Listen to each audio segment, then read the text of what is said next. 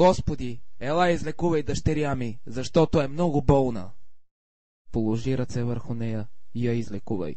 А когато се върна Исус, народът го посрещна радостно, защото всички го чакаха. Кой се допря до дрехите ми? Някой се допря до мен. Усетих, че сила излезе от мене. Аз бях, Господи, прости ми. Бях болна от страшна болест. Ходих при много лекари, но никой не ми помогна. Тогава си казах, ако се допра само до дрехите ти, ще се излекувам. И ето, веднага се почувствах по-добре. Твоята вяра те изцери. Бъди здрава от болестта си. Благодаря ти, Господи. Господарю, дъщеря ти умря. Не прави вече труд на Исуса. Той вече не може да й помогне. Не бой се, само повярвай и тя ще се избави. Заведи ме при нея. И когато дойде в къщата, не остави никой да влезе с него, освен Петър, Йоан, Яков и бащата и майката на момичето. И всички плачеха и оплакваха, а той рече: Не плачете, защото не е умряла, а спи. А те му се присмиваха, понеже знаеха, че е умряла. Но той я хвана за ръката и извика: Момиче, стани. И върна се духът й, и тя на часа стана, и той заповяда да й дадат нещо да яде. И родителите й се удивиха, а той им заръча да не казват на никого за станалото. Жетвата е изобилна, а работниците малко. Затова молете се на Господаря да изпрати работници. И Исус се изкачи на хълма и там седеше с учениците си. А наближаваше юдейският празник Пасхата.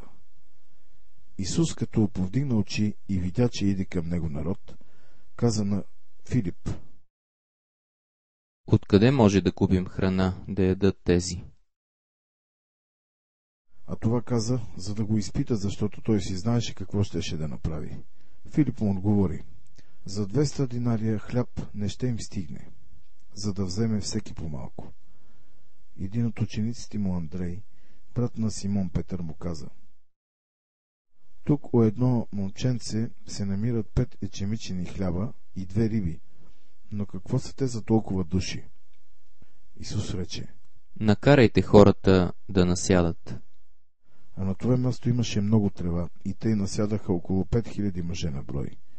И Исус взе хлябовете и като благодари, раздаде ги на седналите. Така и от рибите, колкото искаха. И като се наситиха, каза на учениците си: Съберете останалите къши, за да не се изгуби нищо. И тъй, от 5 ечемичени хляба, събраха и напълнаха 12 коша с къши и останали на тези, които бяха яли. Тогава човеците, като видяха знамението, което извърши, казаха: Наистина, този е пророкът, който щеше да дойде на света. И тъй Исус, като разбра, че ще дойдат да го вземат на сила, за да го направят цар, пак се оттегли самичък на хълма. А когато се свечери, учениците му слязоха на езерото и влязоха в ладия и отиваха отвъд езерото в Капернаум. И вече се беше стъмнило, а Исус не бе дошъл още при тях. И езерото се вълнуваше, понеже духаше силен вятър. И като бяха гребали около 25 или 30 стадии, видяха Исус, че ходи по езерото и се приближава към ладията. И уплашиха се. Но той им каза: Не бойте се, аз съм. Тогава бяха готови да го вземат в ладията и веднага ладията се намери при сушата, към която отиваха. На другия ден народът, който стоеше отвъд езерото, като бе видял, че там няма друга ладия, освен една, и че Исус не беше влязъл с учениците си в ладията, но че учениците му бяха тръгнали сами, обаче други ладии бяха дошли от Тивериада, близо до мястото, където бяха яли хляба, след като Господ бе благодарил. И тъй народът, като видя, че Исус го няма там, нито учениците му, те сами влязоха в ладията и дойдоха в Капернаум и търсиха Исуса. И като го намериха отвъд езерото, рекоха му: Учителю, кога си дошъл тука?